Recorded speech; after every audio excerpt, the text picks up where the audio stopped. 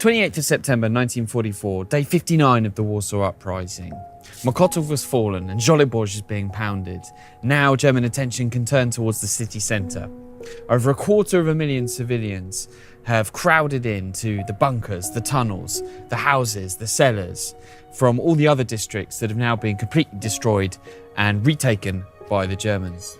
It's always been General von den Bach's, the overall German commander of Warsaw, intention to capture the city centre only once he's dealt with these outlying districts. By now, the desperate hunger that we've talked about in many of the previous episodes and the lack of supplies are making conditions incredibly difficult to deal with.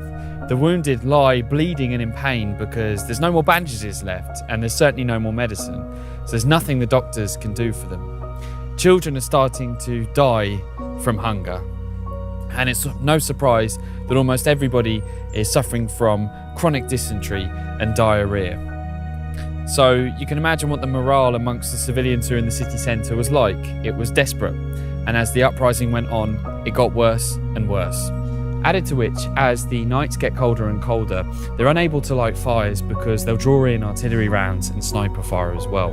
Now, throughout the making of this series, I've been asking myself the question, how is it that civilians could keep going? Not why did they join the rising or why did they support the rising, but just how could they keep going? And yet, keep going they did, with that maddeningly unquenchable, unbreakable spirit to resist and determination to survive. It was a unique courage in of itself, and it was utterly, utterly Polish.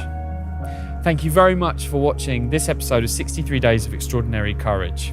Please share this episode and go back and watch the playlist to find all the other episodes from this long, long battle and this extraordinary story. Tune in for tomorrow's episode at 5 p.m. Warsaw time, 11 a.m. Eastern Standard Time.